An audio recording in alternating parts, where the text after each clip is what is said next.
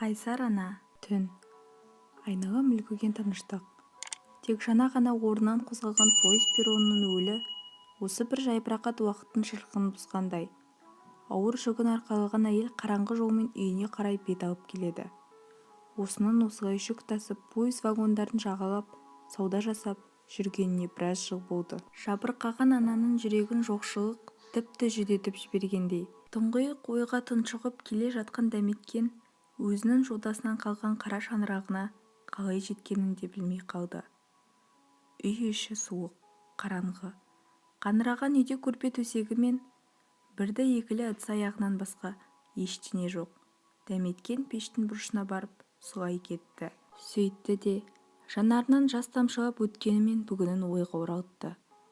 Бір сәт өзінен жырақта жүрген балаларын сағынып, жүрек құрғыр шаншып өтті.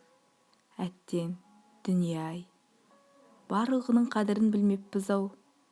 Мені қинайтыны жоқшылық емес, жүрегімді сыздататыны балаларымның жан-жақта тарыдай шашылып жүргені ғой. Боталарым, қазір не істеп жатыр екен? Қарындары аш емес пе? Ешкім ренжітіп қоймады ма өздерін? Дәметкенді бұл ой күн сайын мазалайды. Ол ауқатты отбасында өмірге келді. Ата-анасының көз қуанышы, ерке қызы болып өсті. Содан да болар. Жолдасы Берікті жолықтырғанда оның тұрмыстық жағдайына мән берген жоқ. Жүрек қалауымен тұрмыс құрды. Берік те оны көзі тірісінде жылатқан емес. Балаларымен бақытты өмір кешіп жатқан еді. Кенеттен ауыр дерттің тырнағына іліккен Берік бақилық өмірге аттанды. Бұл кез тоқырау тобықтан алған ауыр кезеңмен тұспа-тұс келеді. Бұған дейін ерінің тапқан табысын үнемді жаратып, балаларын бағып, тамағын әзірлеп отырған дәметкенге тұрмыстың тауқыметі сезіле бастады. Осы кезде ағасы мен інісі: сен жұмыс жаса, қазір заман оңай болып тұрған жоқ, әлеуметтік көмек былай тұрсын, дәрігерлер мен мұғалімдердің айлық алмағанына 6 айдан асып барады. Елдің бәрі пойызға шығып сауда қылып жүр. Біз саған азын-аулақ ақша берейік, соны айналдыр. Ал балаларға алаңдама, біз қараймыз, деді. Осылайша дәметкеннің көз қарашығы 3 баласы өзінен жырақта өмір сүре бастады. Ағасы Алматыда, інісі Шымкентте тұратын еді. Үлкен қызы Гүлден мен кенжесі Ерден інісінің қолына барды. Ал ортаншы ұлы Ерсұлтан ағасының тәрбиесінде.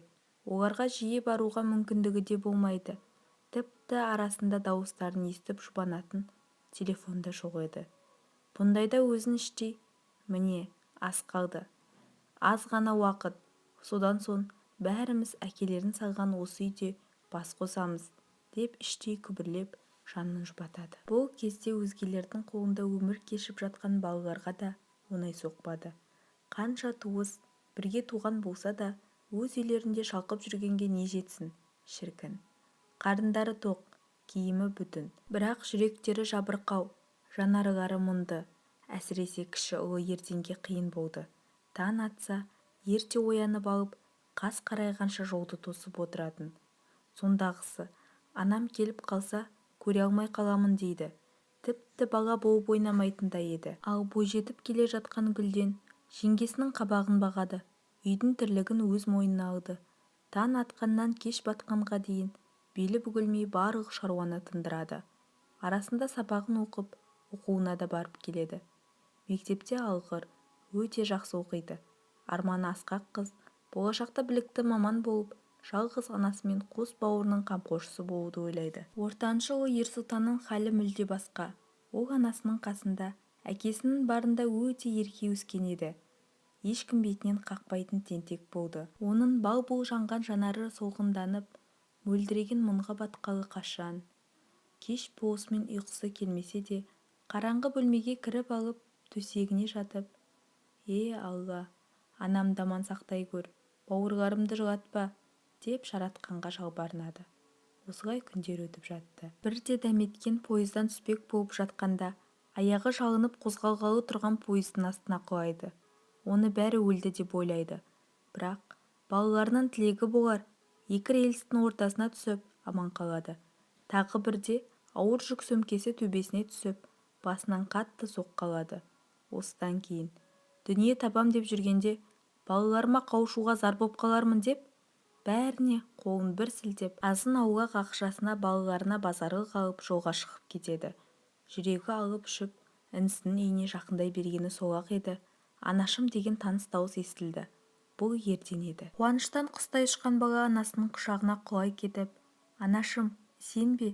Сен ақыры келдің ғой? Бұл түсім емес қой, шын ғой. Маматайым, жұпар исіңді сағындым», деп егіліп қоя берді. Екеуі көше бойында сағыныштарын баса алмай құшақтасып ұзақ тұрды. Содан кейін үйге кірді. Гүлден сабақтан келіп жатқан еді. Анасын көріп, көңілі алай-түлей болып жатса да, қайсар қыз сыр білдірген жоқ. Жай ғана «Мама» деп күлімсіреп мойнына асыға кетті. Сағынысқан жандар түнде құшақтасып жатты. «Анашым, ау қызым, бізді өзіңмен алып кетші. Ағам мен жеңгем жақсы қарайды, дегенмен сенсіз бізге қиын. Ерден де күн сайын себепсіз жылайды. Тамақты да жөндеп ішпейді. Бізге көп нәрсе керек емес. Тек сен қасымызда болсан болды». Балам-ау, мен сендерсіз жетісіп жүр дейсің бе? Мен де тірі өлік сияқтымын. Бірақ бұл қалай болар екен? Өзің білесің, өткен жылы пештен шыққан өрттен дүниеміздің бәрі жанып кетті. Үй қаңырап бос тұр. Көп жөндеу жүргізу керек. Суық үйде ауырып қалмас па екенсіңдер? Мама, бізге бәрібір. Өзіміз-ақ жөндеп алмаймыз ба? Мен бауырларыма қараймын. Сізге көмектесем. Бірге болсақ бәрін жеңеміз ғой. Осы әңгімеден кейін қызының есейіп қолқанат болуға жарап қалғандығын аңғарған ана жүрегі езіліп қоя берді. Не де болса бірге көрейік деп балаларын қолына алуға бекінді. Үйге қайтатынын естіген балалар жүгін әп-сәтте жинап жолға шығуға асықты. Қуаныштан алып-ұшып өз үйлеріне де жетті. Бұлардың халін түсінген көршілері мен жақын жуық достары қолдан келгенше үйлерін жөндеуге көмек көрсете бастады. Әп-сәтте қаңыраған үй іші шаттыққа толды. Қос қанатты ұлдары мен қарашығы қызы анасына қолғабыс болды. Анасы пойызға шығып кеткенде қызы үй ішін мұнтаздай қылып отырады. Үйге шаршап келген ана балаларын көргенде бар шаршағанын ұмытып кететін. Балалары мектепті жақсы оқып, армандарын айта бастағанда өздерінің балаларымен болашағы кемелденген, әлемдегі бай, бақытты жан екендігін сезінетін.